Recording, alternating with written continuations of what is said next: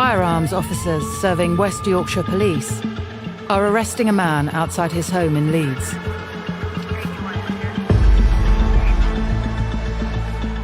A woman has been stabbed. Forensic teams are dispatched to the scene.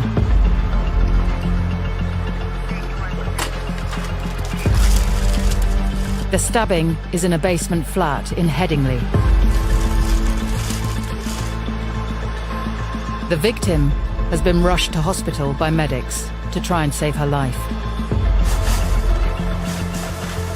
Forensic crime scene manager Jasmine White is briefed by the first officers to arrive on the scene. So once we've arrived, ambulance have been called 6 and they've been doing CPR. So the female is laid essentially in the doorway at the front of the address. CPR is ongoing, extensive bleeding, which can be seen throughout the whole of the room. So whether she was found like that, whether she'd been moved in some capacity, I'm not sure. Is it a shared flat? Yes, it is. It's a one-bedroom flat. However, our victim has been staying in what is classified as the living room. So that's the front room as soon as you walk in, and you'll see a mattress to the left-hand side, and that's been her bedroom. Police call the period straight after a serious crime the golden hour, the optimum time to gather forensic evidence. That could be hers, I would think. Yeah. But it's been cut off her, hasn't it, I think? So I don't know if that's them. We found a T-shirt out here that I think it's highly likely to be the victim's. I can see it's been cut. I'm not sure whether it's been cut by paramedics or whether it's stab wounds and she was wearing it at the time.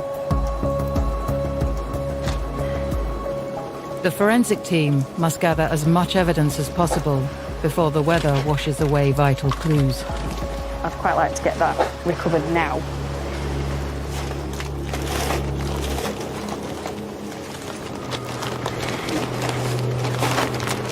Excellent. The victim rents a room in a shared flat.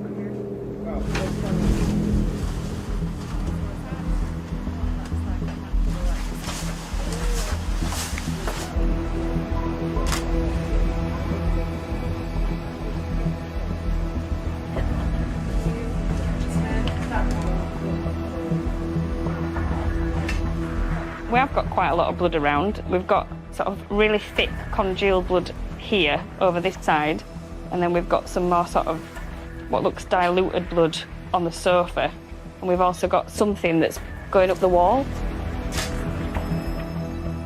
It's hard for me to say what that might be.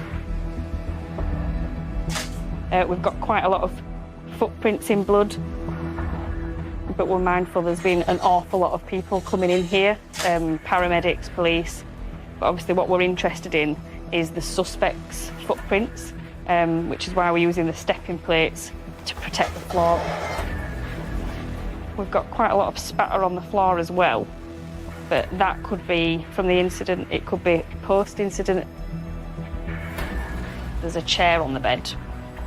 The bed looks a bit dishevelled, but other than that, pretty much everything else looks neat and tidy. It's making me wonder, like, it's not like there's been a struggle to the point where everything's thrown everywhere and there's things knocked over. It's like all seems very concentrated to just this area. Yeah, I think this black thing is part of a bra and the other bit's behind me. I don't know where the rest of a bra is, unless it's on her.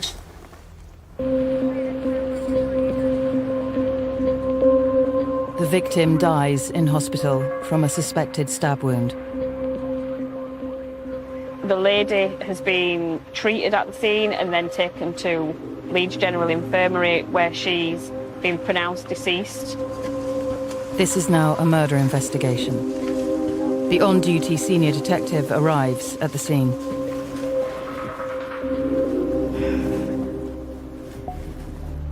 Be careful. I mean, and it's so slippy. This is where all the congealed blood is. We've managed to document the blood, make an interpretation of the scene, It's quite tidy as a scene. Just gonna have a look in the kitchen. I've been asked to sort out a CSI for the deceased at hospital because she needs to be examined, photographed, forensically recovered for a forensic post-mortem. The evidence gathered by forensics will inform the investigation by the homicide team. There's no sign of blood or any disturbance in the kitchen, bathroom. I was saying, other than or the bedroom. obviously this, everything else looks pretty tidy. Doesn't seem like there's been a sign of a prolonged struggle. No. Because I feel like there's quite a lot of things that could have been pulled over, knocked over, and there's just nothing. Were the keys there already there? When I came in, yeah. Oh, right, okay. No Chain. sign of forced entry. No. This is evidence of like A man's room. There's a mobile phone over here, isn't there? One mobile phone is found at the scene. It belongs to the lodger in the room next door. it was fine. Is that Wi-Fi? Yeah. The victim's phone is missing. But there's leads for an iPhone there, but I've not seen. There's just one in there, isn't there? Yes. So far, there's no sign of a crucial element, the murder weapon. No, it's got vegetables on it. From the victim's wounds, the team are focusing on the search for a large knife. Working towards the hypothesis that it was a knife. That's what I needed to be looking for, but keeping an open mind if it was any other weapon. Looks interesting. Be interested to know whether he's come with a knife, just to do that instant.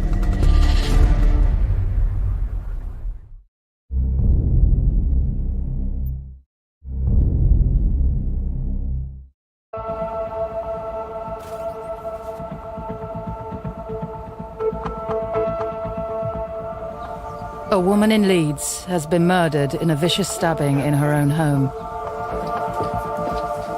The homicide and major inquiry team gathers for its first briefing, led by Detective Superintendent Emma Winfield. Good morning, everybody. Thank you for joining us so quickly. So at 19:20 last night, I received a call notifying me of a potential murder and awaiting further information. An injured party had been transported to LGI. So I went to the hospital to understand our victim and the injuries. Our victim is Harleen Kaur. She has long dark hair. There was matting of blood in her hair, but we couldn't see any injuries to her head. There was obviously medical intervention that had been stitched up, and then she had the stab wound to the top of her left breast. Her hands did have cuts, slice marks to both hands on her fingers, which I'd identify as self-defence marks. There has been some... The forensic lead, Kate Whitehead, works alongside the detectives and brings them up to speed. So Kate, what's been done so far? So far, they've been in and taken general photographs. There are some footwear marks in blood. Clothing, the T-shirt and the bra has been recovered. The iPhone in the rear bedroom has been swabbed and seized. No major disturbance elsewhere in the flat, and 2 knives were noted in the kitchen, but no obvious blood staining on those. The deceased, LGI, the victim, she has been photographed, clothing seized and bagged. As forensic practitioners, we do work and are employed by the police, but we have to remain impartial.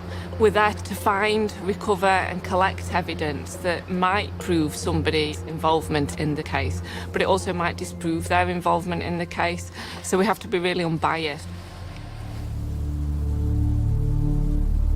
The initial 999 call came in from the lodger who lives in the room next door to the victim. So, 1827, police were contacted by a witness, and he reports an ongoing fight at that address, and he lives in the shared house and is in the basement flat. The police quickly rule out any relationship between the lodger and Harleen Kaur. But he names a potential suspect, and a firearms team is immediately dispatched to the suspect's flat.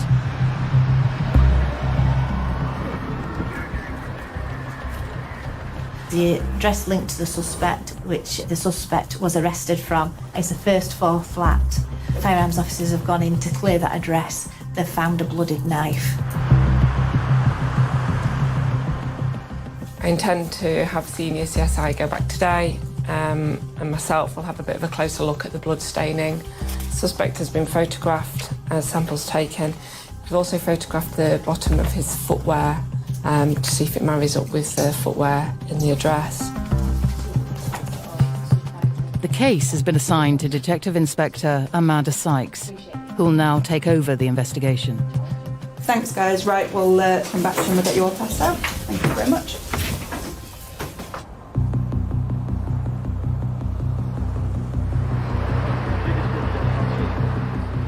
With the suspect in custody, a full forensic search of his flat is ordered.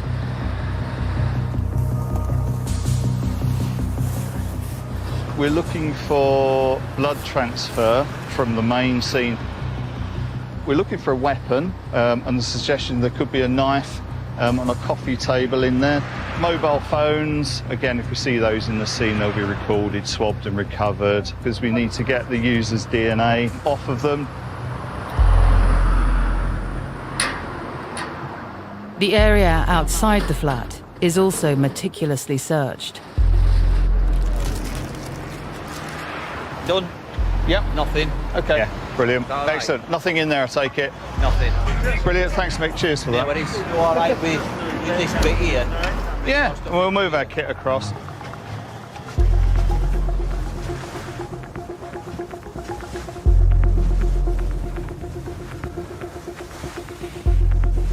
Bloodstained knife, second knife. So we've got the knife pack. It's like the shapes there fit those two knives. Yeah, So there's 1, 2, 3, 4. 2 knives there, 2 there, scissors there, scissors there. Got them 3 pins through handles, isn't there? What we're saying. So has he gone shopping for a new set of knives? If we do recover a murder weapon, one of the most important things that we try and do is to link the victim and the suspect to that same weapon. If we can do that through DNA or fingerprints, that's ideal. Well, if we get victim on the blade and him on the handle, I think Got a mobile phone. what's that stained with here? Yeah, I think this phone looks like it's blood contaminated as well, so it might be worth not swabbing it. It might want a bit more work on it. And then we've got a couple of destroyed mobile phones and there's some blood staining on the back of this one. Oh, right, okay. And, yes, John, I wonder if one of these is her phone. We won't do any form of disruptive search. We'll leave that for follow-up. We'll just deal with what's in front of us. Like a jigsaw puzzle. I think that screen goes with that. That lot goes with that screen.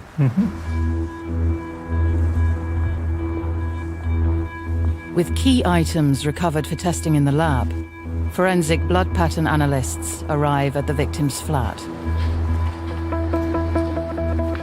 The interpretation of the patterns of blood that are present at the crime scene can tell us a lot. There may be contact staining, which is where a person or an item has made contact with a surface. There might be blood drips and a trail, which can be followed. There might be splatter, which is suggestive of impact strikes into wet blood. There might be expirated blood, which is where somebody has breathed out when they've got blood in their chest cavity. So the presence of blood at the crime scene is quite basic, but it's all the interpretation that comes after that that help paints a picture and the story of what's gone off at that crime scene. Laura Lewis is a forensic biologist specialising in blood spatter analysis. So there's no blood anywhere except in the lounge, apart from just on the door here we've got some smear contact. So there's some drips of blood on the floor just there. Who they're from, I can't tell you till the DNA's come back. And then as you come across onto the arm of the sofa there, there's some runs of blood down the side. So it could be, for example, a bloodstained hand. But again, until I've got the DNA, I don't want to say who that is. So I'm going to put 2 markers there. Markers are used to highlight where blood is located on the crime scene photos. The arrows point to the direction of the blood spray. On the sofa base on top of it, we've got lots of drips, possibly some arterial rain as well. There's further arterial going up the wall, and then we've got some more staining down on the right-hand side. That could be more arterial, but because there's a lot less stains in that pattern, I can't rule out it could also be cast off, so fluck off from someone's bloodstained hand. So again, I'd recommend sampling in case it's your offender with a hand injury. Really heavy contact staining on this central part of the sofa that's actually soaked through the leather, and it's also pooling slightly, and it's all over the bed sheet as well. So I think your deceased has been in contact with that part of the sofa, so probably kneeling or leant onto it when she's bleeding significantly. And then she's gone down onto the floor. In terms of on the floor, there's very little projected blood from someone struggling. There's not lots of spray or spatter around that would suggest that she's been struggling particularly, so I think when she's down, that's it. Then on the door, we've got the contact there, which is roughly knee height, and then there's contact on door handle. So if you actually position yourself sort of leaving, that's kind of where you would do that, and if you maybe grade your knee on the way out. Okay. So again, I'm sampling both of those because that could be, for example, suspect's clothing with victim's blood, and that could be suspect with a hand injury. Over 3 days, 8 forensic experts have worked on the murder scene at the flat. Their findings are immediately forwarded to the homicide team. Our suspect is Sapreet Singh Gandhi. He was arrested close to his home address. It's described as being covered in blood. He's got blood on the knee of his jeans. He's got a cut to his hand. He's got blood on his trainers. He's got blood to the rear of his jeans on his left pocket and to the rear of his left shirt. And he was taken to Elland Road Police Station. So we've submitted a number of items to the lab for analysis. The suspect's clothing, some clothing from the victim. The clothing is going to be submitted to the lab to see whether there is any presence of the victim's blood on that clothing, and the scientist at the lab will perhaps be able to provide some interpretation around the blood staining, which will assist in determining the sequence of events and also prove that the suspect had contact with the victim when she was bleeding. At the suspect's flat, a second forensic team is assessing a potential murder weapon. We've got a blood-stained knife on the coffee table. No discernible pattern in it. It's kind of smeared down the blade. Again, I haven't got measurements yet for you, but it looks about 3 centimetres in width, perhaps 20 in length. But the knife isn't all they find.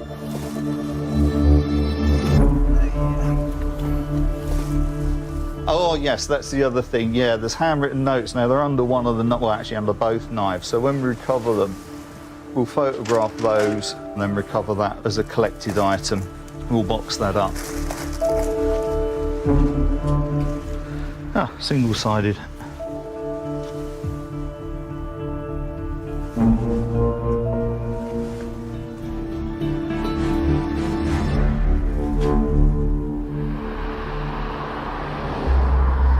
Police inquiries have resulted in revelations about the relationship between the suspect and the victim, Harleen. The victim doesn't have any family in England, so she's got a brother, her mother and father in India. So they've been notified over the telephone. Looking at our victim and suspect, inquiries identify that the suspect and our victim are husband and wife.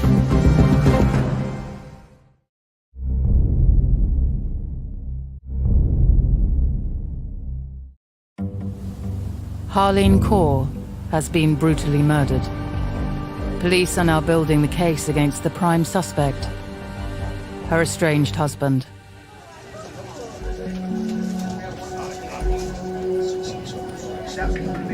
So that one doesn't have the same one next to it, but that's the... Sapreet Singh was previously married to Harleen's older sister in India. She died of a heart attack in India, we're told. He then went on to marry Harleen afterwards. This was something that we looked into as a team, as a line of inquiry, to understand the nature of that relationship and how that relationship had come to a conclusion. The police need to tread carefully as they inquire about the death of Harleen's older sister. We asked the local police to give us some information in relation to the nature of that, and we also asked the family. They provided us with a death certificate, and that it became apparent that the death was by natural causes, so there was no suggestion of criminality, no lines of inquiry for the investigation team to follow. For me, it's a tragedy. We've now got a family that have lost both of their female adult children. Satpreet Singh had one child with Harleen's older sister and since had another child with Harleen. Him and Harleen were raising both those children prior to them separating and Harleen's death. Both children were with their grandparents in India when the murder happened. They came to the UK for Harleen to study at university at Leeds. He came along with her as a husband. She did her studies, began working, and met a big group of friends at university and through work. And I think that's part of what Satpreet Singh has struggled with and what's made him quite angry towards her in this case. They'd separated, they were living separately, so Harleen got the flat at Headingley. Satpreet Singh had the flat at Kirkstall where he was living on his own.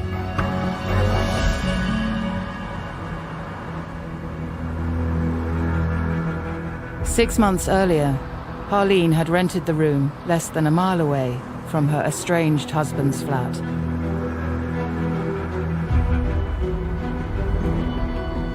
Police were contacted by a witness, and he lives in the shared house, and he reports an ongoing domestic at that address.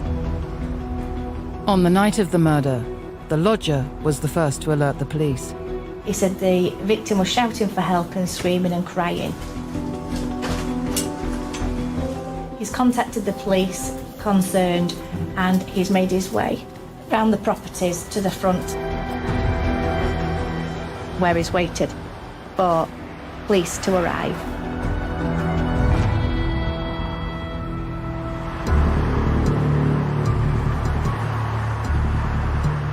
Those first responders are quickly followed by firearms officers to the suspect's address.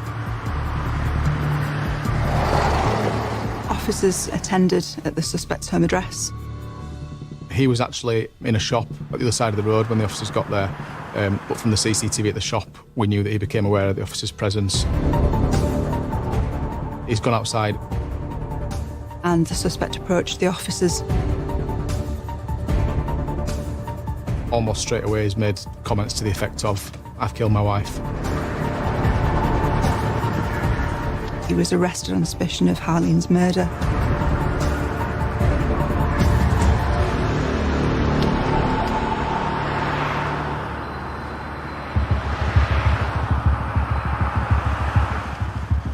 After the apparent confession on his arrest, Satpreet Singh Gandhi was taken for immediate interview by detectives. I have to remind you that you are under caution, so you do not have to say anything, but it may harm your defence if you fail to mention, when questioned, something you later line in court. Anything you do say may be given in evidence. The caution at the start of the interview says you do not have to say anything, so they don't have to speak at all. You can say nothing, some things, or talk to us. If you decide not to say anything, could you say no comment or no reply? But the next part of the caution is really important, which is it may harm your defence if you do not mention, when questioned, something you later line in court. Or if you don't say anything today and this matter does go to court and then you give an explanation and the courts think it would have been reasonable to give that explanation now, then it could harm your defence and the court or jury could come to their own conclusions as to why you didn't give that explanation when interviewed by the police. Usually what we do as an investigation team when we're interviewing people is do an initial interview, ask for an initial account from the suspect. We might then ask for a further interview where we give a little bit more information, a little bit more evidence, and then subsequently conduct what we call a challenge phase interview with the final evidence, the information that challenges the suspect's account that's been given. So to make sure people move to him 1 time or 300 times to custody, we have to make sure they understand the caution. While Satpreet Singh Gandhi is being questioned about his wife's murder, his blood-stained clothes are being forensically analysed. When you were arrested last night, you were brought into custody. The clothing that you had on was covered in blood. Whose blood is that? No comment. Initially, the scientist is looking at the trainer through the microscope to determine whether they can see any blood staining on the trainer and use a specialised light source to help visualise any small or fine stains. The examinations are carried out in a sterile environment. The scientists will lay the clothing out all together as if it was on a person, so the polo shirt at the top, the jeans, and then the trainers towards the bottom, so that they can look at them all together and the distribution of blood over all items of the clothing to help with their interpretation. Just pulling the pockets out to see whether there's any blood staining on the insides of the pockets. We can get a DNA result from the blood, and then the scientist has to interpret that and compare it to the profiles from the suspect and the victim.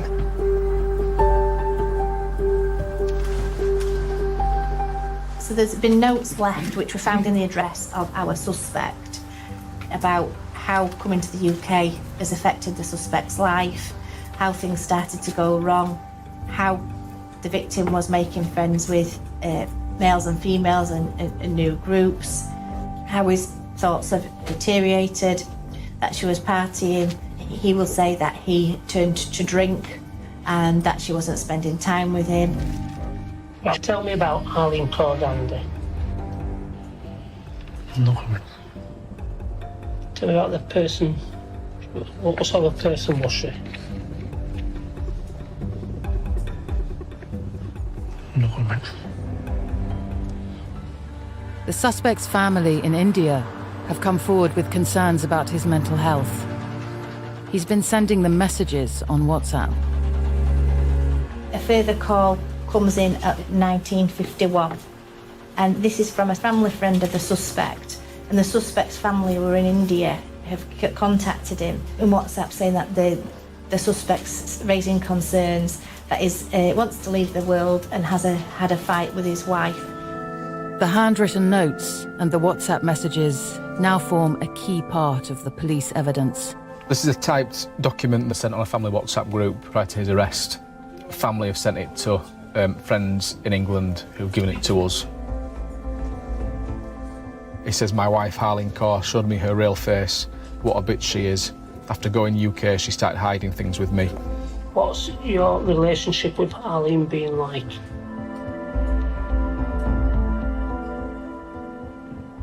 No comment.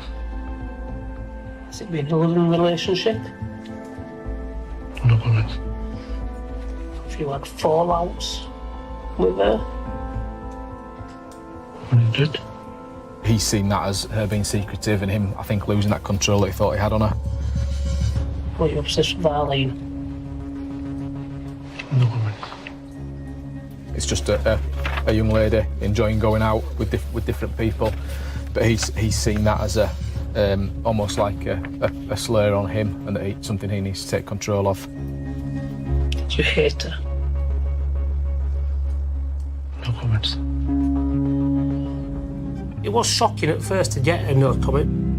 He was interviewed on 3 occasions, quite lengthy interviews, but he's not made any comment. Tell me what happened.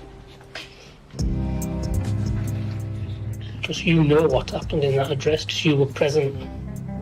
Tell me what happened. No comments. No, he's given us no explanation as to why this has happened. Though the suspect seemed to admit his guilt on arrest, he still hasn't been charged. A conviction should mean a life sentence.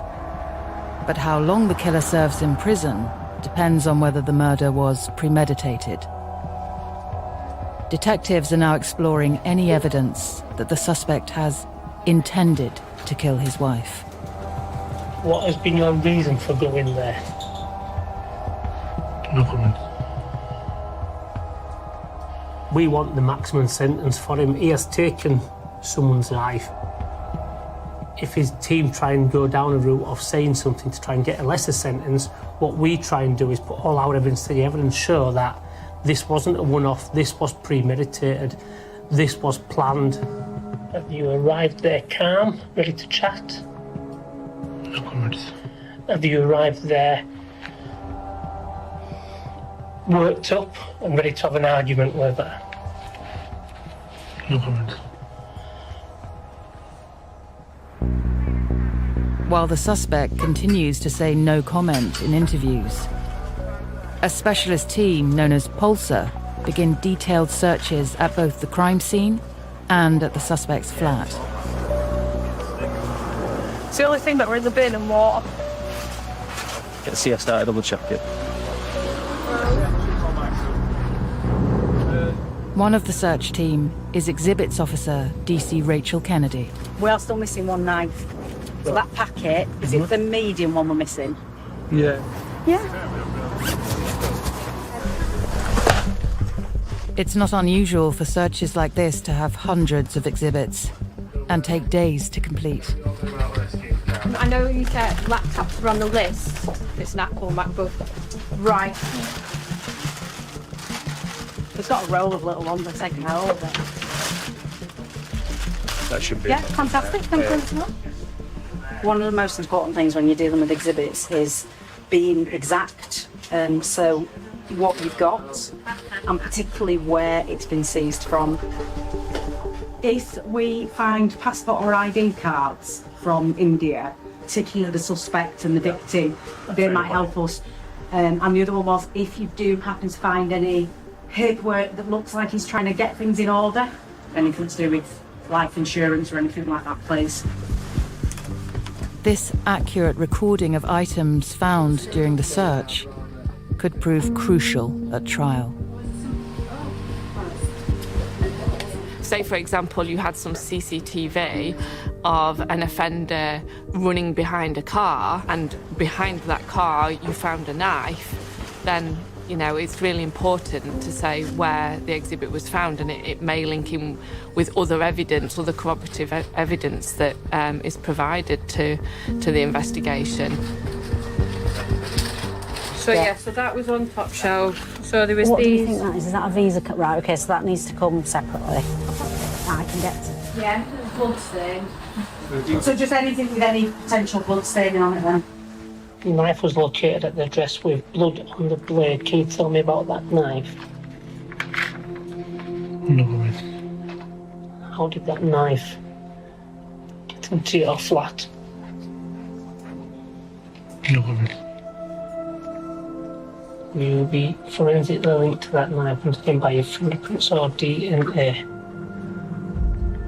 No comment. Or would the blood on that knife be that of Arlene's? No comments.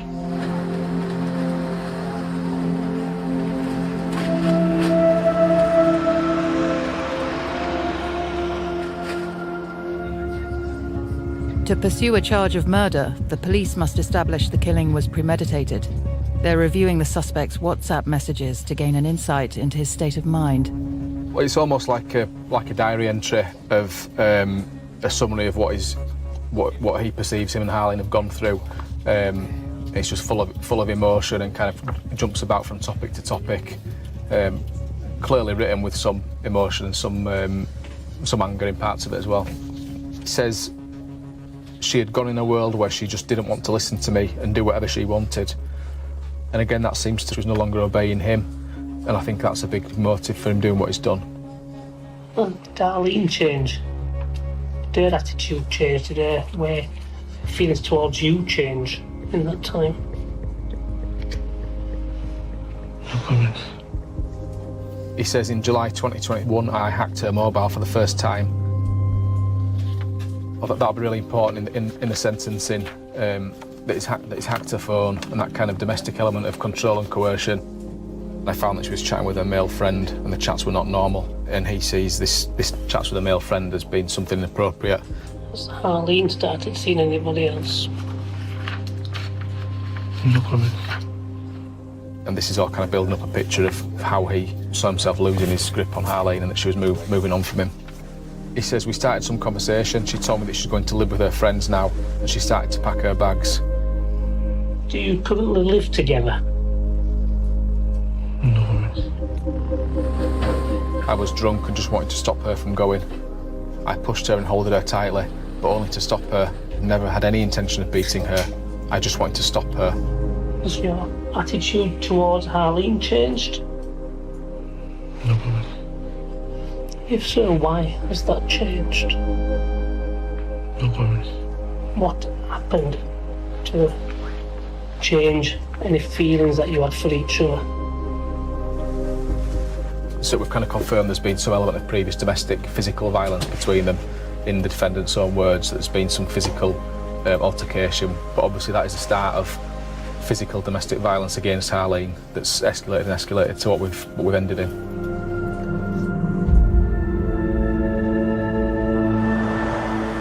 I've got his red rucksack. Here is his rucksack. Oh, is it? Pinky red will do. Right, okay. I'll give Kate a ring and tell her what we got. The suspect's flat search has revealed more key evidence. It's like a deep pink, very dark blue rucksack just on the sofa. I'm guessing that'll be the one that you're after. AFM Kate Whitehead relays this back to the investigation team. We've recovered the rucksack and a metal water bottle, which was blood-stained. Within the rucksack, blood-stained clothing, a T-shirt. I'm not sure that it's the T-shirt that he's had on, but he may have put the knife into the rucksack, and that may be how that T-shirt has got blood-stained. Oh, 20 centimetres of blade.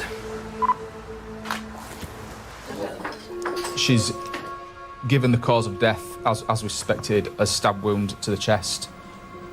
She describes it as being a single stab wound, but an irregular wound that appears to show some sort of sawing action once the knife was in.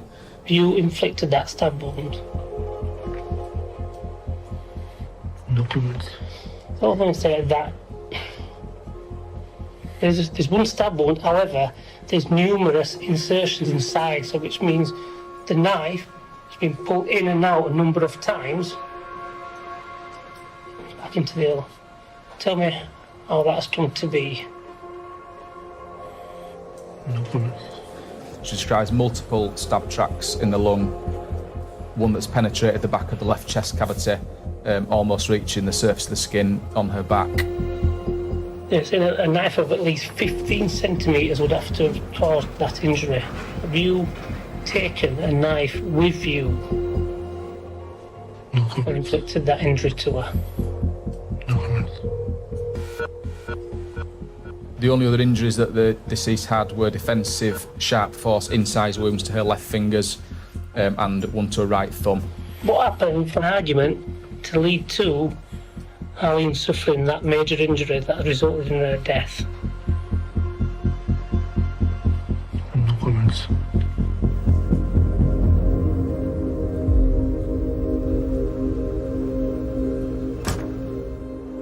Went back after the PM results, talked to him about the incident. Thing. He got quite emotional, didn't it, on that one? As if he almost wanted to talk, just carried on. No comment. As she tried to grab the knife from yourself. No comment.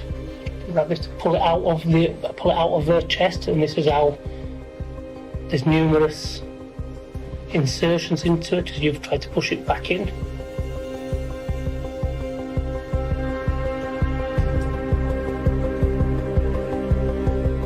While the interviews continue, the first evidence emerges to confirm the killing was premeditated.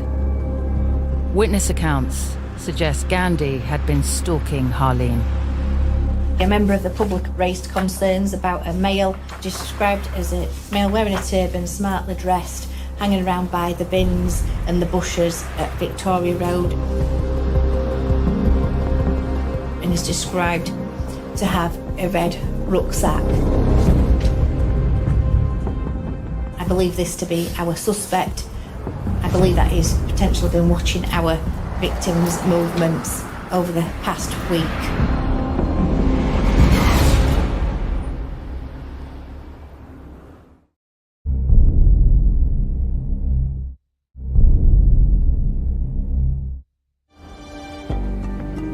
In the investigation into the murder of Harleen Kaur, detectives are working to establish that her killing was premeditated. It's now become their key focus. We have three what we'll class as key witnesses who have come forward.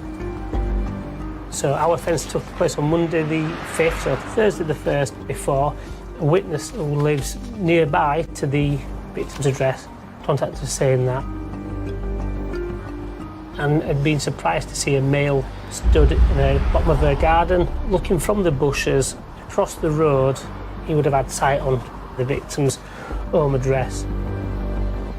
She thought it was quite strange, and she eventually contacted the police to just say there's a suspicious male, but within a few minutes after, he walked away, and she describes him as an Asian male with a black turban and 30 to 40 years of age.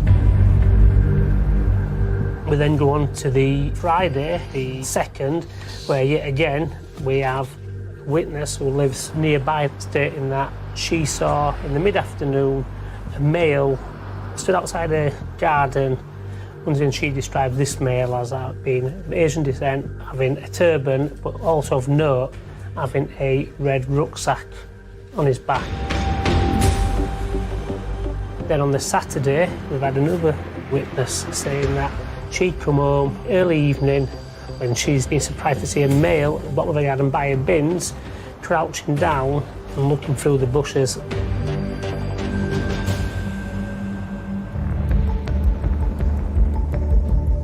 Detectives now search through hundreds of hours of CCTV to verify the witness's claims. Because one of our theories at the moment is that Satpreet Singh might have been stalking her for some time before he committed the offence. More new evidence comes to light when the knife recovered from the suspect's home leads detectives to a local supermarket. Once he was arrested and we got into his flat, within the flat was an open packet of knives that was packaged with Asda logo on it. The murder weapon was a part of that set, and as a result of the inquiries we've gone to the nearest supermarket and we've established that that set was bought from there, and we've got CCTV footage of him going into the Asda store, even speaking to a member of staff, and the staff directing him to where the knives were located on the aisles.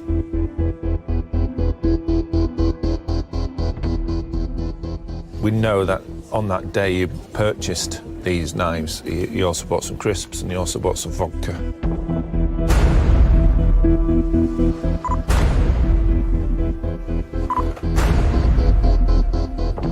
Satpreet Singh Gandhi purchased those knives on the 28th of August, which is some 8 days before the murder. It wasn't just a fit of rage.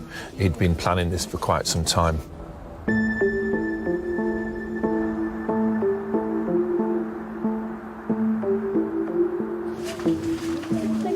Now the digital forensics team track the suspect's mobile and his movements via the phone network.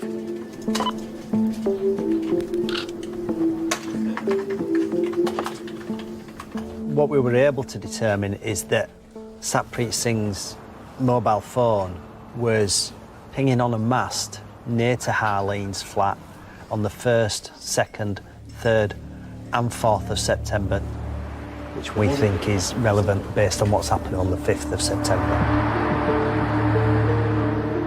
The digital forensics strengthen the case that Harleen's murder was premeditated.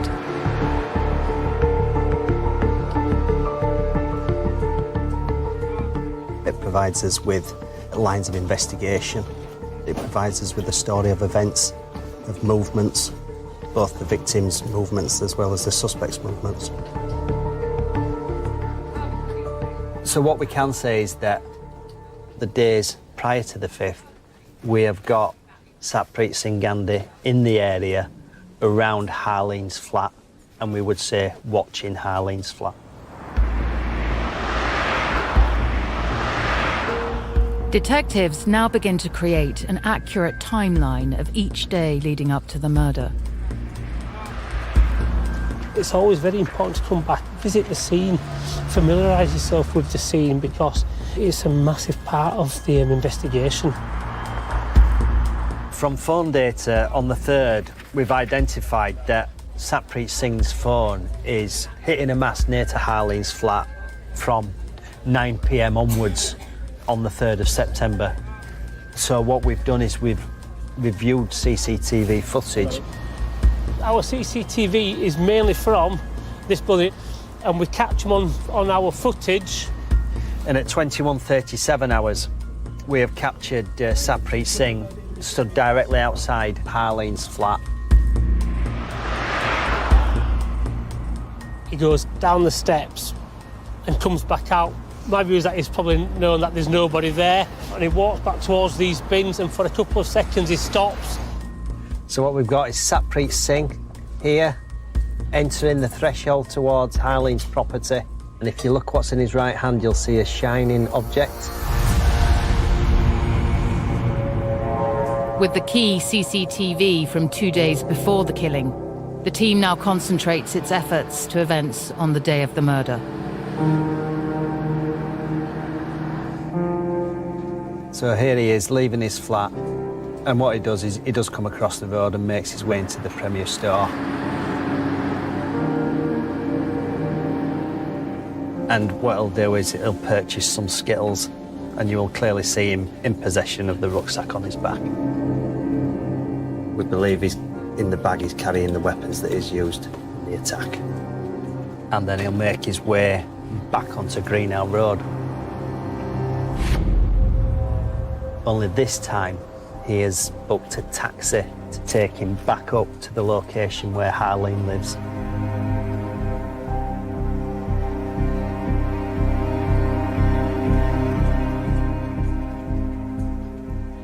So this footage, this shows Satpreet Singh turning up in this taxi. And this is at 15:41 hours. And he's got with him his rucksack in his hand. But the fact that he's in the area once again, hours before the incident occurs, it paints a picture of what's about to unfold, really.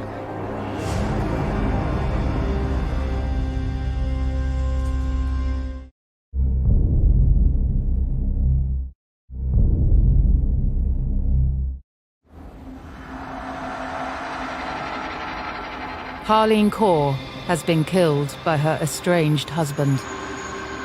Police must prove it was premeditated in order to charge him with murder and try to secure a life sentence. More CCTV of Gandhi lying in wait near the victim's home has emerged.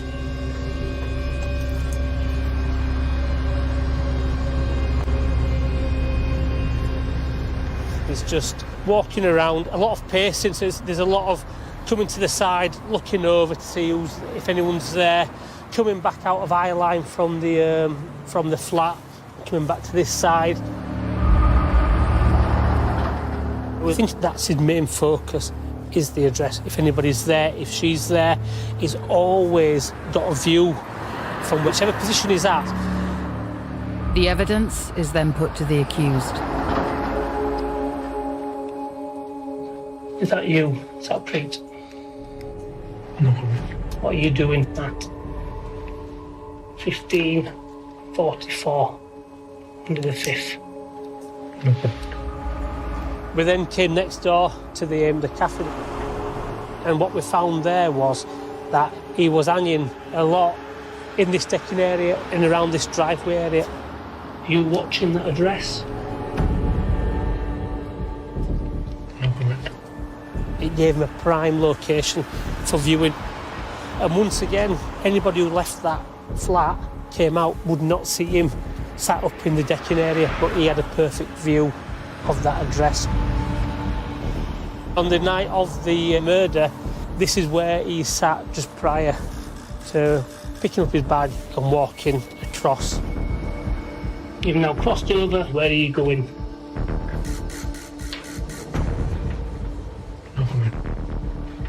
You see him come down these steps. He crosses this road. He's got his red rucksack with him. He's coming across here. We see him on the footage go down the steps, out of sight, where we lose him on CCTV. You go down them steps, into that address, tell me what happens. He's not made any comment, just... He has shown ultimate pride on a few aspects of the questioning. We've also spoke about a call made to the victim's family in India where his children are staying. You don't have any contact with your children, do you? Unless it's phone through a specific person, that be correct? No comments. How does that make you feel, not having contact with your children?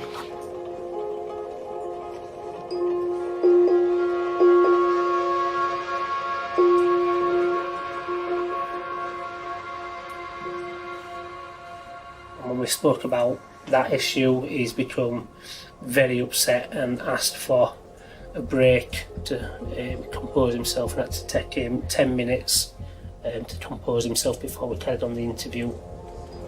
To talk to my solicitor. Yeah, right. The time is 16:09 and we're going to pause the interview for you to have a chat with your solicitor. And then when we introduced witness statements, a couple of days prior to that, took him by surprise. He looked at his solicitor a couple of times around that and looked a bit like shocked. And I asked him about the rucksack. I said, we look at 2-3 days before, are we always going to see you walking with a rucksack?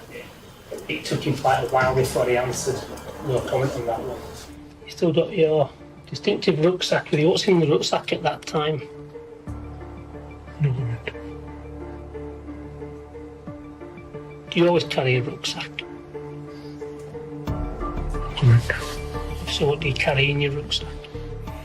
No comment. Yeah, it definitely feels like he's thought he's going to do this for some time. He's gone and he's done various recce's, hasn't he? The witness statements and CCTV corroborate the police theory that Satpreet Singh Gandhi had been stalking Harleen for days before the murder.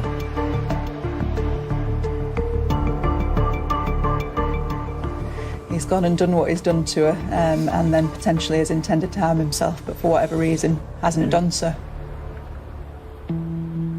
While Gandhi continues to be questioned, the forensic analysis of the clothes he was arrested in returned key findings in blood and DNA.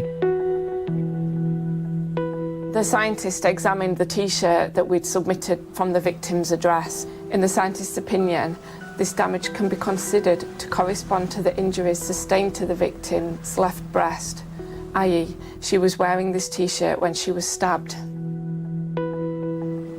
And the forensic analysis of the suspect's clothing and the scientist's report for the blue short-sleeved shirt that he was wearing when he arrived in custody. On the centre front, there are numerous heavy spots of blood, which in her opinion relate to arterial spray. And also of note, there were some very fine spots of blood on the chest area, which in her opinion appeared to have been exhaled onto the shirt. The DNA profile obtained from the shirt matches that of the victim. In the scientist's opinion, the overall distribution of blood staining present on the trainers is in keeping with the victim's body having come into contact with the right trainer while she was injured and bleeding. Also, that after she had gone down to the ground, the presence of spots of blood on the midsoles could be explained by the suspect having straddled her body and or moved her around whilst she was exhaling blood. Taken together, in the scientist's opinion, the overall distribution of blood staining present on the suspect's clothing and footwear, which places him in a prolonged and dynamic interaction with the victim after she had sustained her injuries.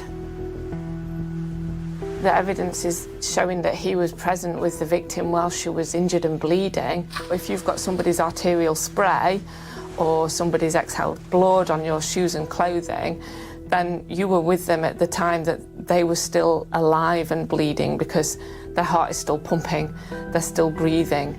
So that is incriminating. Any time did you try to give first aid to her?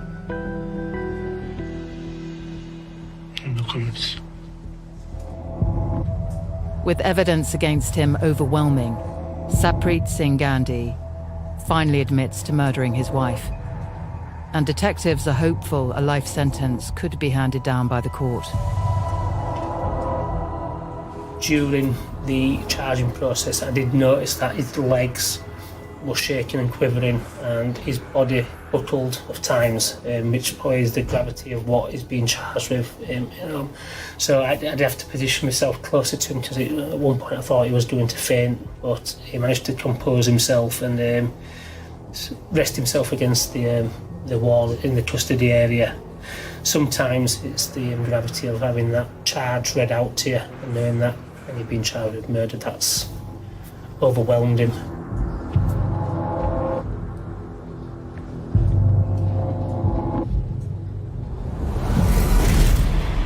It's been 2 months since the murder of Harleen Kaur. With an admission of guilt, there'll be no full trial. But the court must now decide Gandhi's sentence. Without proof of an intention to kill, it could be substantially reduced. We think the intent is that he's there, he's planned this, he's gone, and he's not found the right occasion on the nights before. And then we think on the night of the offence, she's present, and he's gone in and he's committed the offence.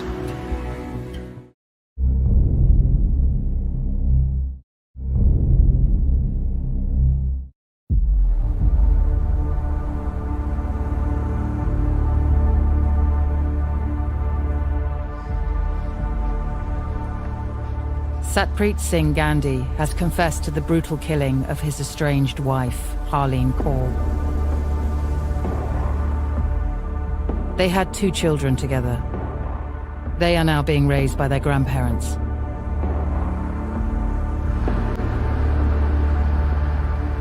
The family live in India, but they have provided an impact statement explaining how Harleen's murder has affected them. So I've got the victim personal statement from the brother of Harleen, who was murdered. These were only read in court after conviction to assist the judge with sentencing. Harleen had laughter that would bounce off the walls and resonate with everyone. She brought light into the darkest of rooms with just a single cheeky smile, and her eyes always had the most beautiful twinkle to them. Now everything just seems darkened and dull without her. Her parents have to take care and grow both their daughter's children in their old age. Every night I and the children and my parents have nightmares of what you did, of how you hurt her, how scared she must have felt in those final moments, how she probably died feeling like she was alone or unloved. You have traumatised so many of us. Her children are not able to sleep, study, have gone into depression, and always say, I want to see my mother and talk to her. How can Dad do this to our mother? Doesn't he love her and us? We know you are guilty for murder. This is something we knew the whole time. But by pleading guilty so close to your trial, you're only looking to reduce your sentence. Your hand has clearly been forced through the painstaking investigation and collection of evidence conducted by dedicated police officers. Marriage is about love and affection, which Harleen gave you, and you were not worthy of it, and she wanted a divorce. First time she thought for herself, and you killed her. She's not a property. If you don't want, don't like, or don't listen, you destroy. She was a human being, and not a monster like you. You will never be forgiven. What you have done to her will never be forgotten.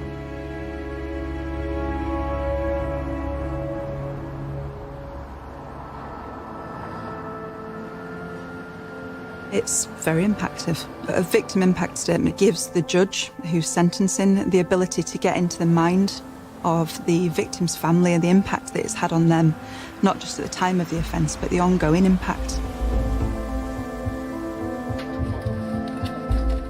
It's tragic. It's hard not to move when you read the words from Harleen's brother on behalf of the family. And I think as a husband and as a dad, it's really difficult to hear. And you kind of, I think, put yourself in that person's shoes and think, what if it were me having to write that? So it is harrowing, but again, it's the reason why I think the team are also driven to do the jobs and get the right results for the victims and the families.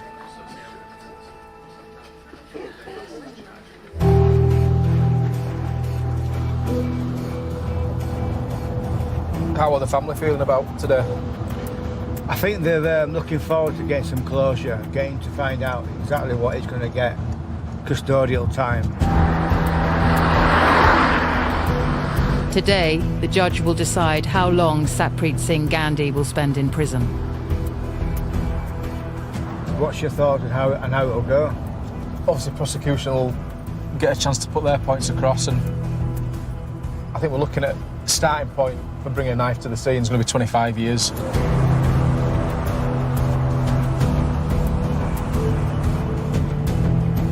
I think there's a lot of aggravating features with the domestic violence and the control, the coercion, and sort of the stalking and the pre-planning before. But let's see what the judge thinks. All the investigators can do now is wait.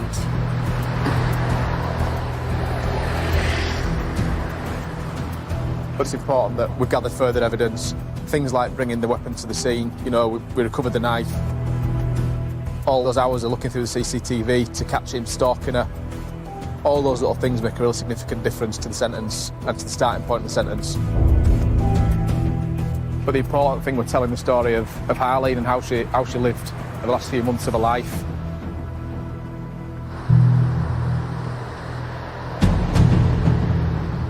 The judge gives his decision. Satpreet Singh Gandhi is sentenced to 23 years and 4 months for the murder of Harleen Kaur. So the judge sort of summed up the case quite well. He set the starting point at 25 years, the aggravating features put it up, and then he got a 6th off credit for a guilty plea, so it went back down and ended up at 23 years and 4 months. Which I think is a fair sentence. He's not coming out for a long time. The family over in India, they couldn't make it for the trials, but they were on a video link, so basically they got to see the court and hear what was being said. As soon as it finished in the courtroom, I ran the family and spoke to them to explain to them exactly what had gone on. Whatever sentence they get, it doesn't reflect the value of the life that's lost. We always find that with these cases, that whatever the number of years, it doesn't reflect the value of that person's life. It's really hard because you think about the victim and her family. It's really hard to say, oh, it's a good result for our team, because somebody dying and being murdered is never a good result. Harleen had wanted freedom from her stifling marriage, but her killer had wanted to control her.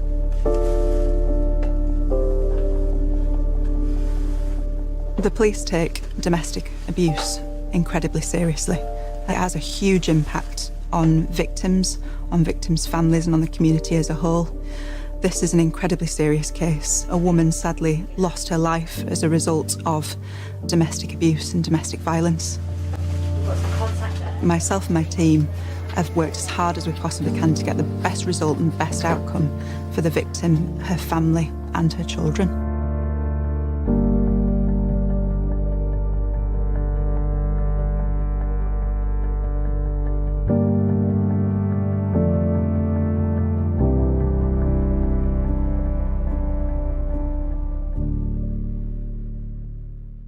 Next time, there's been an attempted murder at a convenience store in Yorkshire. Yes, I have got a CSI available. You can actually see the shot on that. Shotguns are very lethal. The offence is attempt murder. He's been very fortunate to survive this. We're now tracking a gentleman on a mountain bike. So we need to make sure we brief search teams as well. One thing that we get there is gunshot residue. Have you already had a shotgun in your possession? He's actually been using firearms. The evidence that we collect can be key to an investigation. When you look at the evidence, there is sufficient for us to put it before a jury to decide whether the defendant is guilty.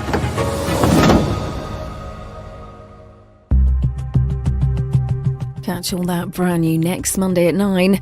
And if you or someone you know has been affected by any of the issues raised in tonight's programme, please go to channel5.com/helplines for information and support.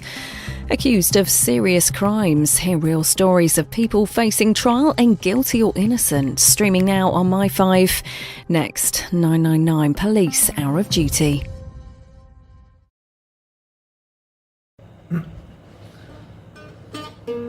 Hôm nay xin gửi tới các bạn bài hát Nơi đảo xa, được hát bởi ca sĩ Trọng Tấn.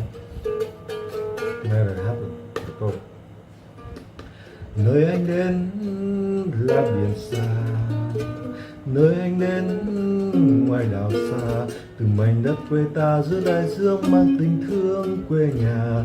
Đây Trường Sa, kia Hoàng Sa, ngàn bão tố phong ba vượt qua. Lướt sóng trên con tàu mang tín hiệu trên đất liền, mắt em nhìn theo con tàu đi xa mãi. Giữa nơi biển khơi đang nở rộ ngàn bông hoa san hô, cánh hoa đỏ thắm bao hy vọng anh gửi về tặng em. Ơi ánh mắt em yêu như biển xanh, như trời xanh trong nắng mới. Nhớ cả dáng hình em mùa gặt nắng đôi vai. Sóng du mối tình đời thủy thủ càng thêm vui. Đây con tàu xa khơi, đây con tàu xa khơi. Vầng trăng sáng trên biển xa, vầng trăng sáng ngoài đảo xa. Và nghe như tiếng thơ nhà giữa lòng ta bao lời ca quê nhà. Đây Trường Sa, kia Hoàng Sa, quần đảo tím hình ngang thiên hùng ca ngời sáng.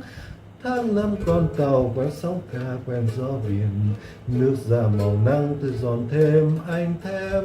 Cánh chim hải âu buồn mùa về cùng anh vui ra khơi. Cánh hoa biển trắng là kỷ niệm anh gửi về tặng em. Đây súng vác trên vai trong đầu núi soi hình anh đang đứng đó. Nhắn về đất liền cánh buồm chờ đầy tin yêu.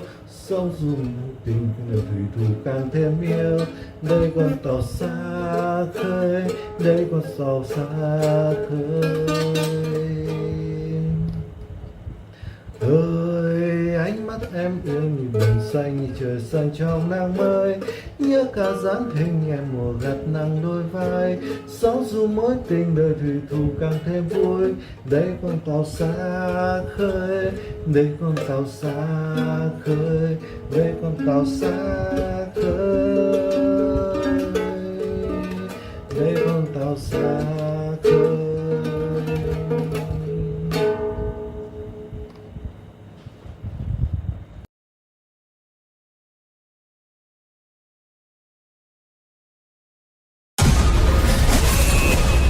This is a twisted tale of murder, greed, and unbelievable deception.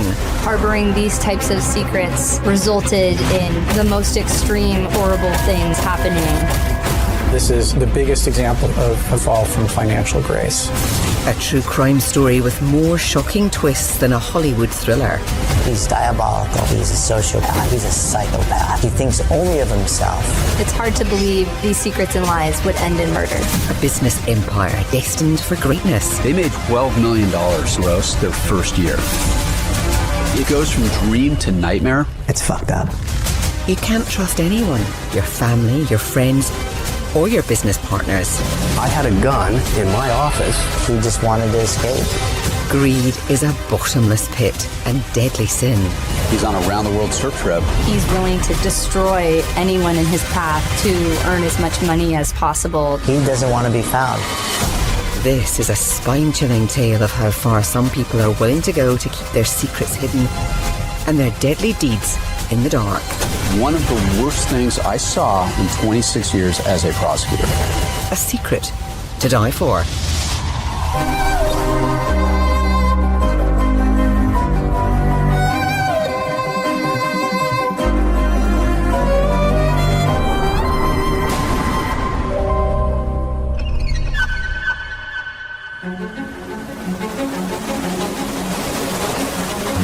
Orange County in Southern California is the land of beautiful beaches, endless opportunities, and warm weather all year round.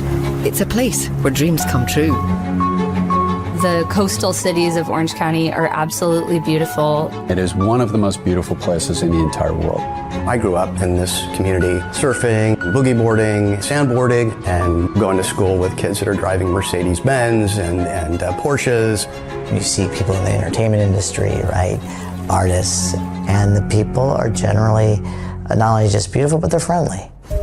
Southern California offers a world of opportunity to those who work hard and dream big. 29-year-old Ed Shin and his wife Karen are living the dream. They had 2 children and had established a really good life together. They were very outgoing, entertained a lot, and both of them supported each other. He went to UC San Diego, which is a difficult school to get into, even for excellent students. Ed Shin is an impressive young guy.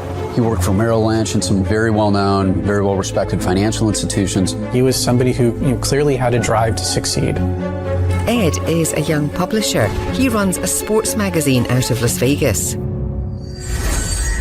Community involvement and family time are important to Ed and Karen. Ed Shin met his wife at a Bible study camp where they were both counselors. A lot of their friends were involved in a community church. I think it gave them some type of foundation. People want something they can lean on to. Some of the best business opportunities come when you least expect it, from a friend in the community. I met Ed Shin through church. Ed seemed like he wanted to be a better father, a better husband, and even a better Christian. Joseph Gray was the owner of Lead Generation Technologies.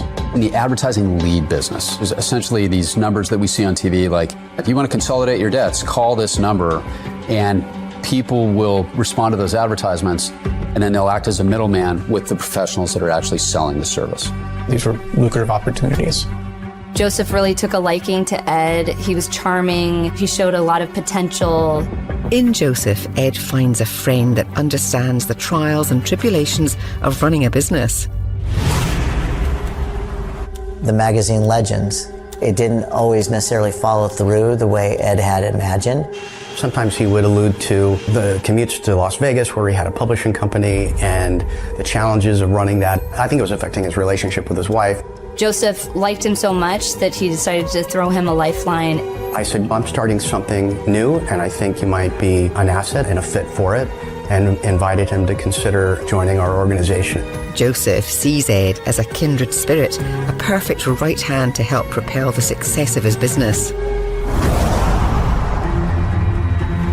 He was hired to be the vice president of business development for the company. Joseph had a lot of faith in Ed. He basically gave him the keys to the kingdom. He was raising someone from the ground up in his own business and showing him the way. So I think they became very close. Joseph really went above and beyond to help him, not just in business, but with his family life as well. Ed was trying to close on a house, and he was having issues being able to complete that transaction. So my wife and I ended up buying it for him. There was a bond there. That's a pretty intimate thing to offer to buy somebody a house. LG Technologies has many vendors, and one of them is the marketing company Lead Point, which is represented by a fun-loving 30-year-old man named Chris Smith. Chris Smith was the quintessential California surfer. He wanted to be a professional wakeboarder, but he has an injury, and then he decides that he's going to get into the advertising business. Chris Smith was an entrepreneur, always looking for the next big thing. Ed and Chris met each other. They were dynamic guys that had a similar philosophy, and they get to be fast friends. Ed took a liking to Chris in the same way that Joseph had taken a liking to Ed. Ed saw in Chris the ambition and drive needed to break through the lead-generating business. Ed's in a position to where he can hire a team. And he goes, what's going to take us to the next level? That is when he brought in Chris Smith as a consultant for LG Technologies.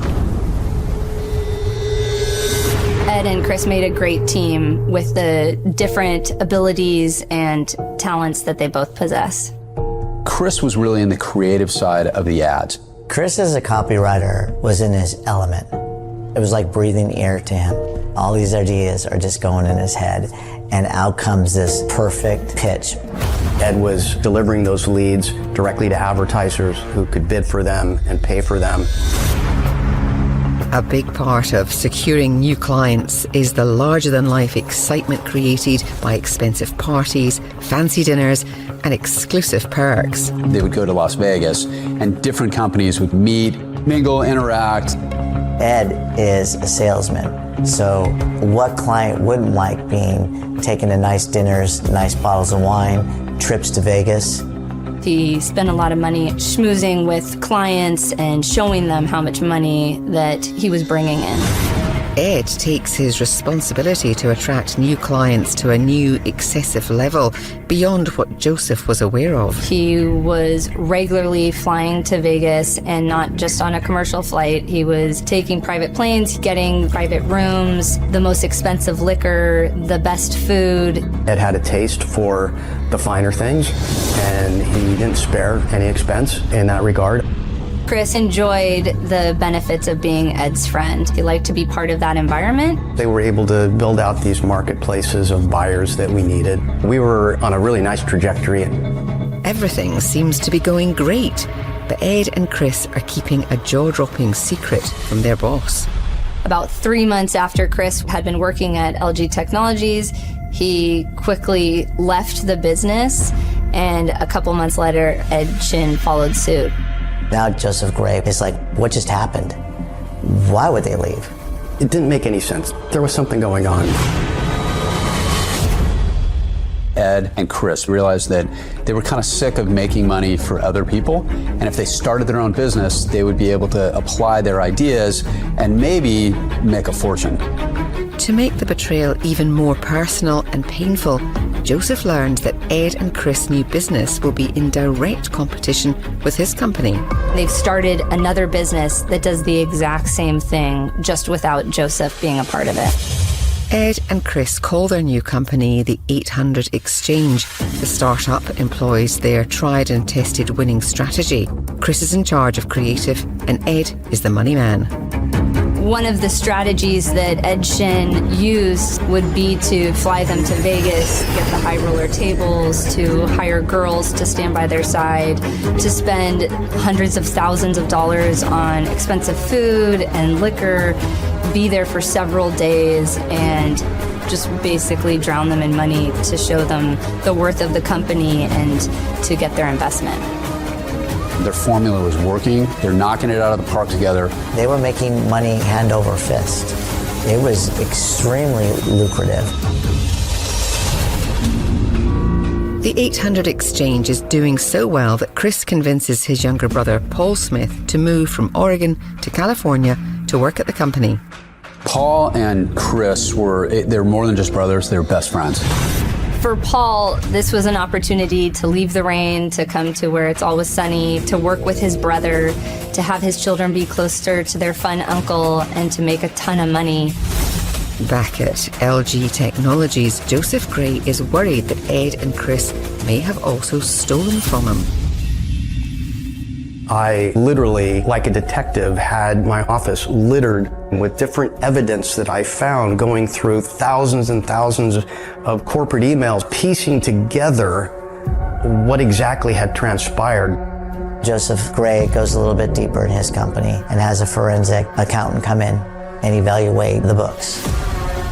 And they realize, holy cow, we were ripped off. Hundreds of thousands of dollars have been billed to a client, but the money had been diverted. Driving the final nail into the coffin of their friendship, Joseph traces the missing money to its final destination. Those funds went into Ed Chin's personal bank account. I had been backstabbed by Ed. The ultimate betrayal from someone that you met in a Christian-based setting. You ask yourself, how can I have faith? How can I trust anyone again?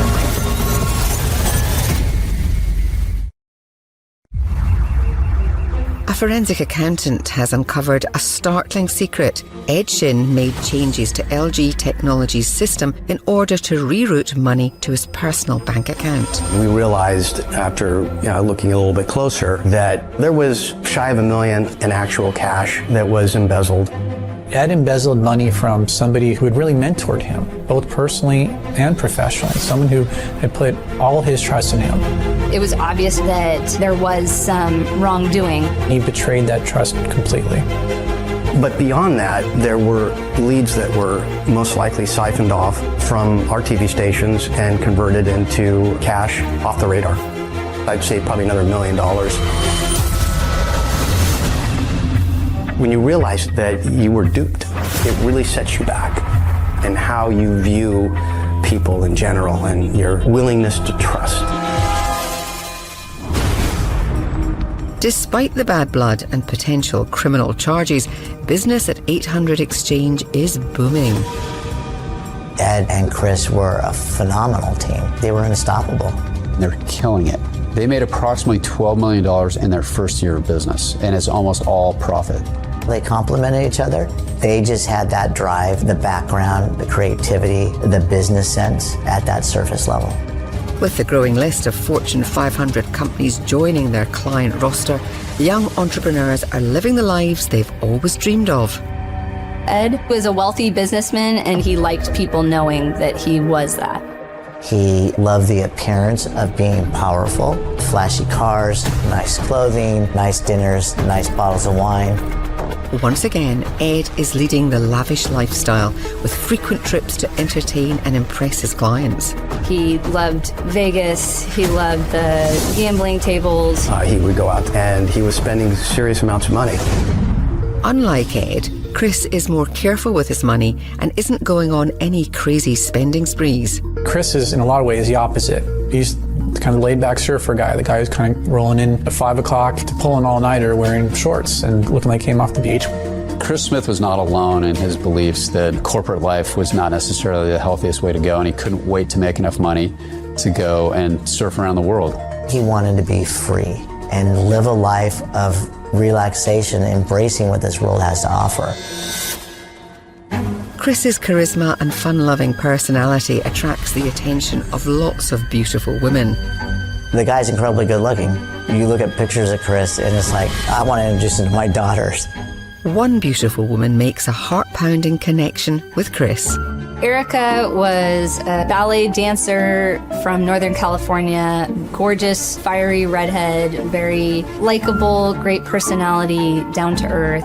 She met Chris at a New Year's Eve party and they immediately hit it off. They shared a lot in common. They liked the outdoors. They would go on trips together, the concerts, hikes. She was able to tame Chris. She was exactly what Chris needed. And Chris's brother, Paul, and his parents absolutely adore Erica. The Smiths thought that they'd hit a home run because when Chris introduced Erica to his family, they loved Erica. Chris told his dad, I think this is the one. He had everything planned out to ask her to be his wife. But not everything is hunky-dory for Chris and Ed. They have a big problem. My business filed a civil case against Chris Smith and Ed Shin in the neighborhood of $10 million. It was for breach of contract and a number of different things. Joseph Gray also files a criminal case against Ed Shin to recover the money Ed stole from LG Technologies. I personally made it a mission. I'm going to hold Ed accountable. I suspected that Chris knew quite a bit, but I don't have any direct evidence. The local police department had enough evidence at that point where they were able to arrest Ed, who made bail, as people often do. Facing troubling criminal charges, Chris confronts Ed point blank, desperate for the truth. Chris confides in his brother. Hey, I'm scared. I don't know what's going on, but let's give Ed an opportunity to clear things up. And Ed's reply is, I didn't take anything. This is crazy. I'll take care of it. And this is somebody that Chris trusted implicitly.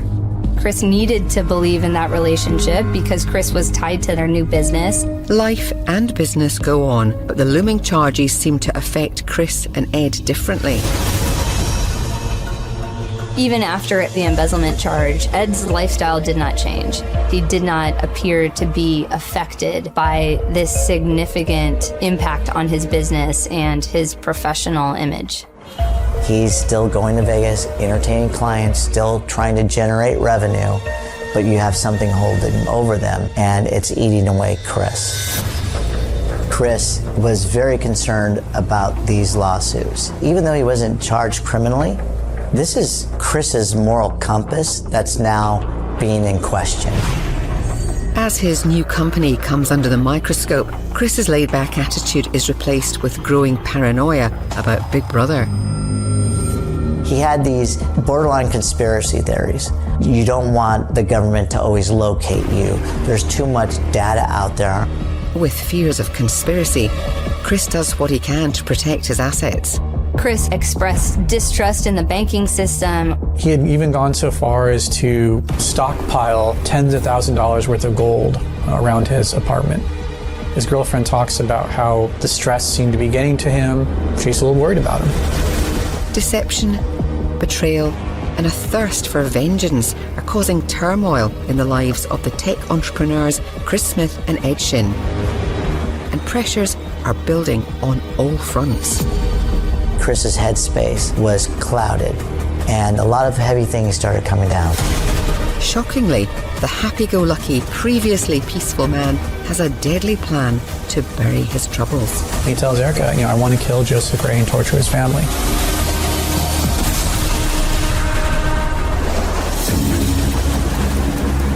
Chris Smith is a man driven to the brink of desperation and despair. Chris had told Erica that he wanted to torture Joseph Gray and his family for what they had done in terms of bringing this lawsuit forward and putting him under this stress. You have to be in a pretty dark place. This was very unusual behavior for Chris, and people around him were concerned about it.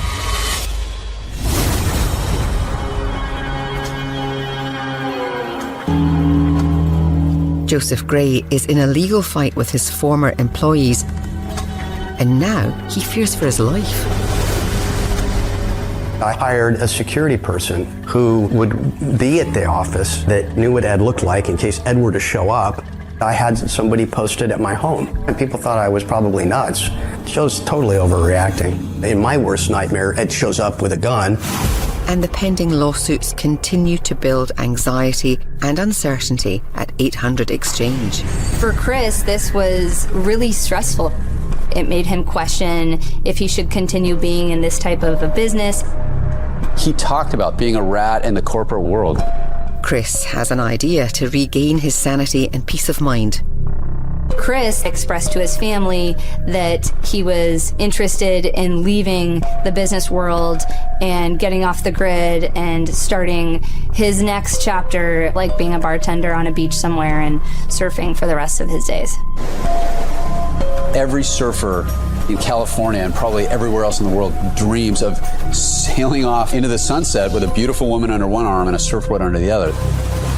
With faraway beaches filling Chris's thoughts, very real legal issues hit Ed at home. Ed Shin is found guilty of embezzlement. He was sentenced to state prison pending successful completion of about $700,000 in restitution. If Ed paid that restitution, that would be the end of it. He would avoid jail time.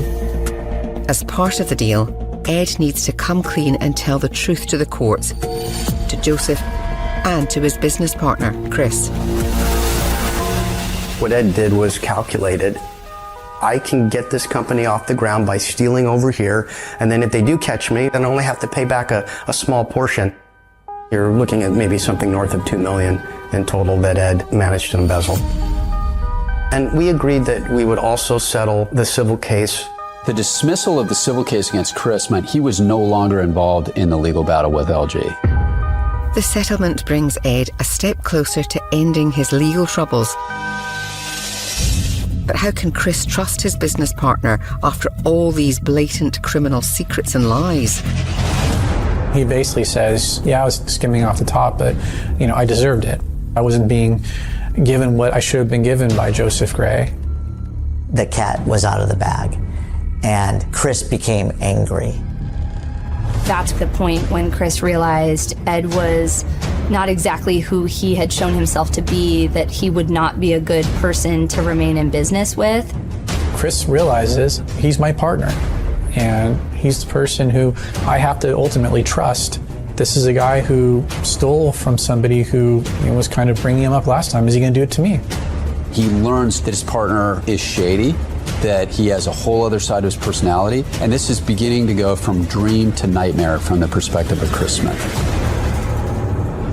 With the disappointing and shocking secrets now revealed, Chris worries about his own finances. Ed is now a convicted embezzler. Chris realizes that he's in business with a guy who's a felon fraudster. And that is a big problem when the felon fraudster is also the one that's in charge of all the business accounts. Chris suspected that Ed might try to use money from 800 Exchange to pay his restitution. Chris confides in his brother. I'm not going to let him get away with this. He's not going to take advantage of me. It got to the point where Chris started pushing Ed, open up the books, show me the books. And Ed didn't want to do it. Ed pushed back. So Chris ended up bringing his own lawyer into the mix. And there's even more tension between these two guys. Chris is determined to see the books to protect his interests, and he has a card up his sleeve. Because 800 Exchange was tied into it, for this agreement to fully come to fruition, Chris was going to need to sign off. If those signatures weren't on that document by a certain date, Ed was going to jail. Ed needs Chris's signature, so Chris demands some changes. Chris has put in certain things in the business that would give him a little bit more control. There's going to be some restrictions so that Ed doesn't have complete control of finances. And Ed reluctantly agrees to meet his friend and business partner.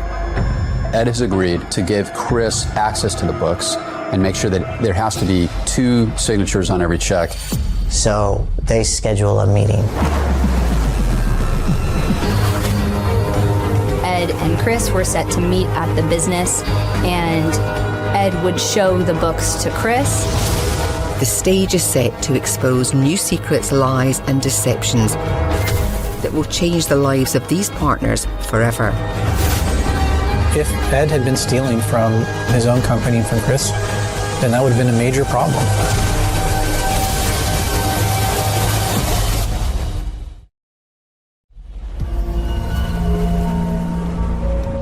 On June the 4th, 2010, the two friends meet at their company office to go over the financial records. Chris has every intention of remaining in the company despite his growing concerns about Ed. Chris wanted to make sure that the restitution money was coming out of Ed's own pocket. Chris was doing what he could now to put those checks and balances in. Suddenly, the meeting takes a turn. Chris has a life-changing epiphany. I want to get away from this and drop out of the rat race permanently. Chris decides he wants to sell his shares in the business and leave the corporate rat race behind. Ed agreed and said that he would give Chris $1 million, and Chris could leave the country and move on to his next chapter. He always talked about how wouldn't it be great to make a bunch of money, retire early. So Chris reaches out to his lawyer with the news. Hi, I agreed in principle with Ed to buy me out. Chris's attorney gets an email saying, okay, forget everything we've worked on for the last several months. I've changed my mind. Chris's attorney is really surprised at this. They had not discussed him just up and leaving the company. That was his fantasy, that was his dream, to go and surf the world, get off the grid, get off the hassle.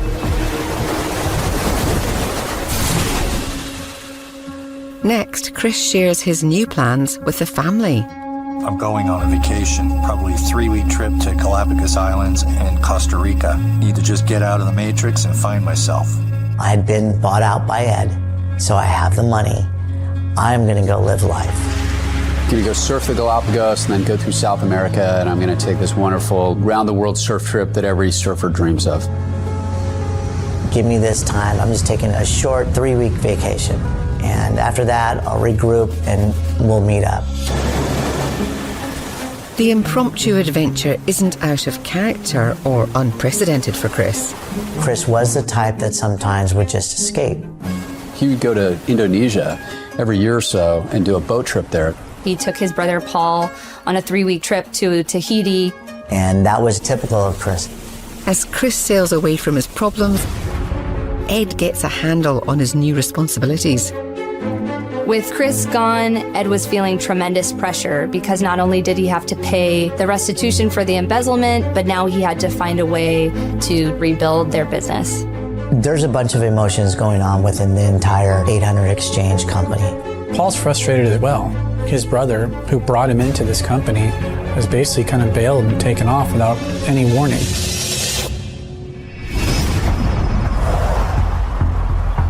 Problems are not the only thing Chris leaves behind. His girlfriend is stunned by a blunt goodbye message. Erica also received an email in which Chris broke up with her. She gets dumped basically through an email. He said, I don't want to get married. I did meet someone else and we're on a trip together. You can imagine how devastated Erica was. She thought that she'd been bailed on, abandoned by this guy who promised to marry her. This had to be absolutely devastating to her. Now he's telling Paul, you never guess who I'm with. I'm with Tiffany Taylor. She's a Playboy playmate. She's beautiful. Paul receives a photo of his brother's great new life featuring a seductive brunette. He's with a beautiful Playboy playmate. He's on a yacht. It couldn't get any better. Literally is living the dream. Heartbroken and betrayed, Erica wants to talk to Chris, but he's not interested. He says, I'm not taking my cell phone. I don't want people bothering me. He's getting on sailboats and he's not going to have any internet access. So I will try to reach you when I get to an internet cafe. She's left with a lot of questions. Chris just took off. Chris is away travelling the world, and Ed and Paul struggle to keep the 800 Exchange successful. It's not so easy without Chris and his brilliant copywriting. Ed was faced with being made to stay back and save the business while Chris was able to freely travel the world. The creator, the artist, is never coming back. He's bought out. The business is in limbo. This would not have happened if Chris didn't leave.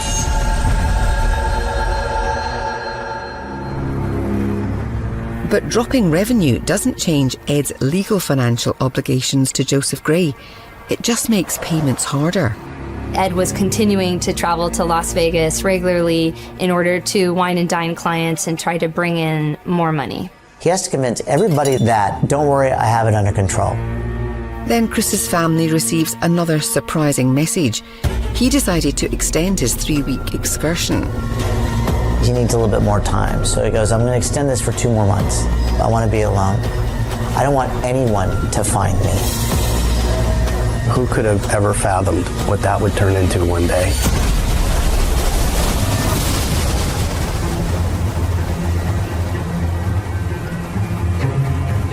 It's a troubling time for the loved ones of Chris Smith as he extends his vacation, leaving his family wondering, what is going on? He had told his family that he would leave and abandon that high-speed, high-drive lifestyle. They were surprised that he would do it the way he did. Amazing sailing for the past 2 weeks. We are on a 45-foot sailing yacht, so there's no internet or phones, just us and the sea. They were dependent on him finding the next internet cafe to send an email from wherever he was, but never really sure of his exact location and did not have a way to get a hold of him if they needed to. The lack of communication sets a stage of desperate uncertainty that worries his parents.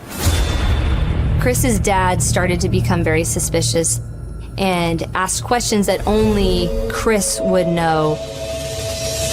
Chris, if this is you, what lake did you grow up on? Dad, I'm fine. Stop tripping. Then I'll tell you about Kelly Lake. Chris responds with the correct answer. So, at least temporarily, Chris's dad is satisfied. Chris continues to update his family from port to port with brief messages of his adventures. Then they get one saying, hey, I'm in India now. I just met this guy. I'm going to get on his yacht and go to Africa. He's talking about traveling through Rwanda and trying to sell gold coins. He's talking about going to the Congo to buy a conflict diamond for Paul. Now it's starting to get a little dangerous. Is Chris putting himself in a place of danger because he's stressed? I'm a white kid going to Africa with literally a pocket full of gold to buy conflict diamonds in a war zone. Like that, it is the most dangerous thing that a parent could possibly imagine. As Chris ventures into treacherous territories, his emails become few and far between. His family's deeply concerned. Maybe he's injured, maybe he's in a hospital. The length of this trip keeps on expanding. There's no end in sight.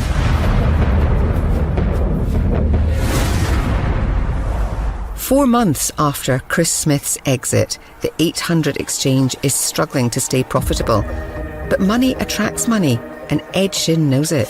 As he tries to keep this company together, Ed's still holding the Vegas events. Paul goes to a dinner with some clients, and Ed usually has beautiful women there for entertainment. And lo and behold, across the room, the person that he thinks is on this round-the-world sailing trip with Chris Smith is literally sitting there at the 800 exchange party. Holy cow, this is Tiffany Taylor. Paul recognized her from the one picture his brother had sent him. He's ecstatic. How is Chris? I know everything about you. And she looks at him like, what are you talking about? Like, aren't you supposed to be on a boat with my brother? And she's like, I'm so sorry, I have no idea what you're talking about. Tiffany's reply leaves Paul speechless. If Tiffany Taylor didn't know Chris, then who was Chris with and what was he doing? Paul's brain is just about ready to explode. No one has any clue what's going on at this point.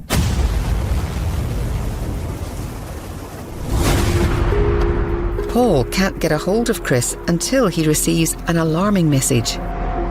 This last year has been the worst year of my life. I even contemplated suicide.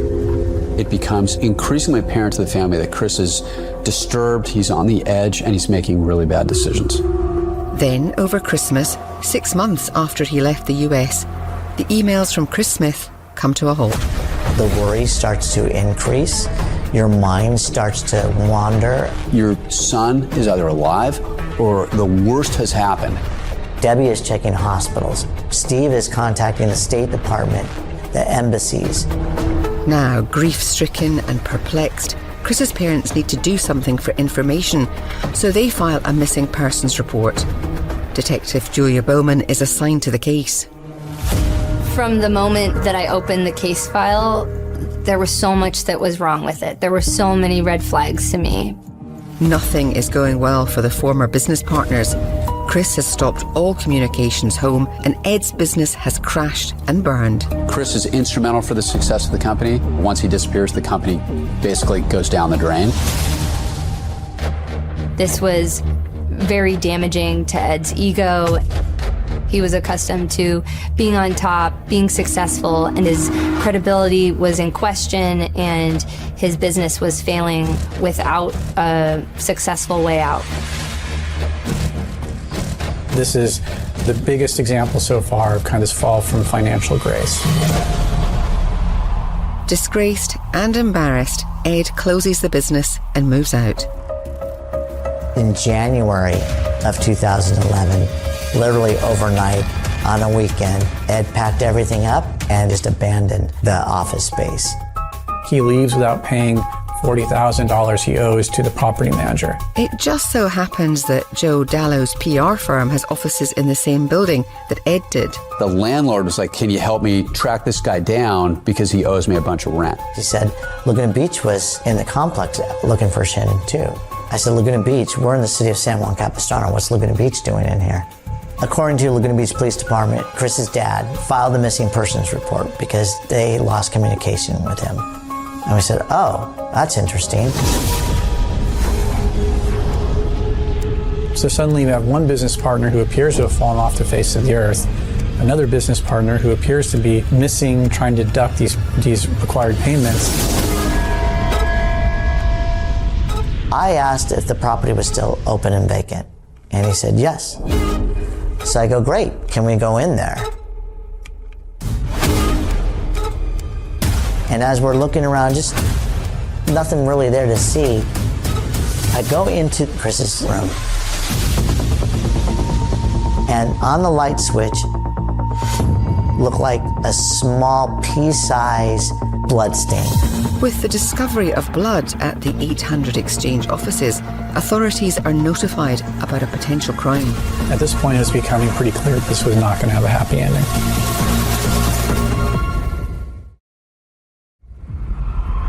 The discovery of blood at the 800 Exchange offices leads Detective Julia Bowman to get a search warrant. When we walked into the business, it was pristine condition. Nothing was out of place. Nothing really stood out.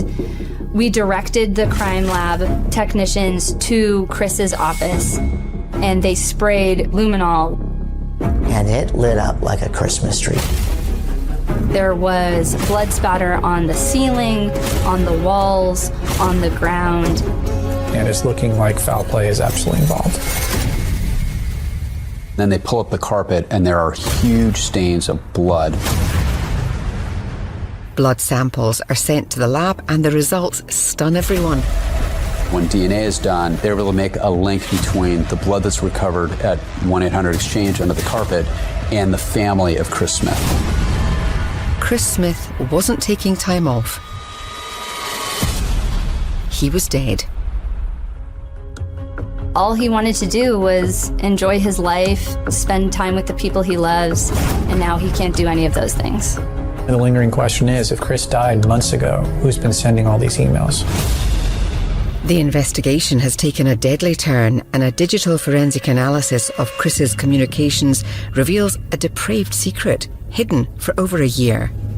What is being portrayed as being sent from all over the world was coming from Ed's computer, from his own office. It's a startling secret. Ed Shin fabricated the twisted story and impersonated Chris to deceive everyone. These guys hung out together for years. He has enough information to sell it. Chris never left the U.S. Chris never wrote to his parents, never sent a message to Erica. Every email he sent was a lie to the family of a dead man. And to do that dozens of times over months and months and months, I mean, that's dark. Ed had motivations and secrets he felt were worth killing his friend for, but police need to prove that the church-going businessman is a calculating, cold-blooded murderer. There's the Ed Shin that everybody knows, and then there's the real Ed Shin. Ed was able to present himself as a church-going family man, but Ed lived a life of a lie. Deception certainly seems to come easily to Ed Shin. As detectives dig into Ed's past, ugly truths and hidden secrets start scratching into the light of day. When Ed was in his early 20s, he was living with his parents in their mansion. One day, Ed's parents received an email that their son had been kidnapped, and if they ever wanted to see him alive again, they needed to pay the kidnappers $1 million. The FBI got involved, and they realized that the email had been sent within the Shin's home. Ed was extorting his own father for money. With substantial evidence stacked against him, criminal investigators exposed the brutal truth hidden behind Ed's secrets and deceptions. Reconstructing Chris's last known whereabouts uncovers a backstabbing, ruthless killer. Here's the truth of what really happened. It was the evening of Friday the 4th of June 2010. Ed and Chris meet at 800-EXCHANGE. Everyone else is left for the day. Chris asked Ed to see the books for their business, and Ed refused. Ed can't let Chris see the books because there's no money left. Ed has already stolen from him, and he's ripped him off to probably every dollar that they've made. Chris is going to stop him from controlling the money, which is going to prevent Ed from stealing from their own company so he could pay his debt. As soon as Chris actually sees the books, he's going to file a lawsuit. Faced with his secrets and lies being exposed, Ed makes the brutal decision to murder his friend and business partner to keep his deceitful actions hidden.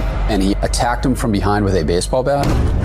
Ed just violently, relentlessly bludgeoned Chris to death. Ed Shin has done the unthinkable. and now he needs to cover his tracks. I've got to clean it up before anybody comes in. He sends an email out to everybody saying, hey, don't come in on Monday. Ed had directed a cleaning crew to literally repaint everything and clean all the carpets.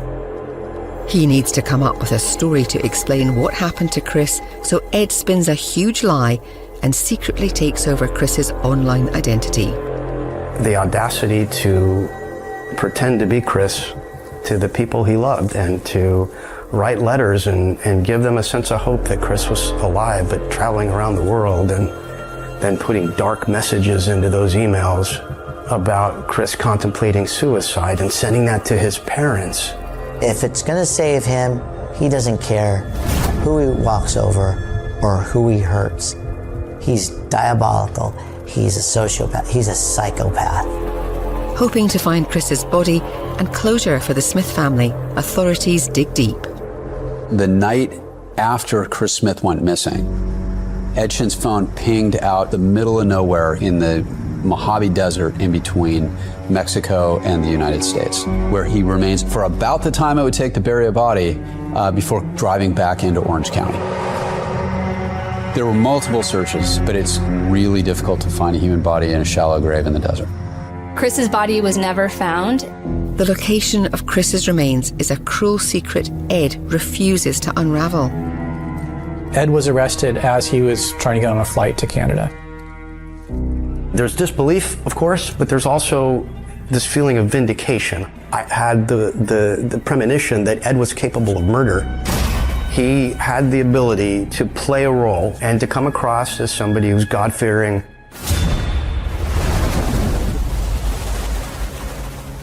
Ultimately, Ed was brought to justice for the murder of Chris Smith. It was the fastest jury deliberation in Orange County history for the guilty verdict of life without the possibility of parole. It is literally a wolf in sheep's clothing scenario. He's now in a place where he can no longer continue this pattern of lies and secrets that can harm anyone else. Even after his death, Chris Smith leaves a lasting impression in the lives of many. I connected to Chris because he lived in my neighborhood. We'd surfed all the same spots. He's like a lot of friends that I have. I was blessed with being able to take Chris's surfboard back to the family. And when I was asked to do that, that was an honor for me. I got to know Chris through the eyes of his family. When I visit the Smiths, I feel Chris's presence. There's nothing that can be done to repair the damage that was done. Chris Smith lost his life. It's a terrible outcome. And for what?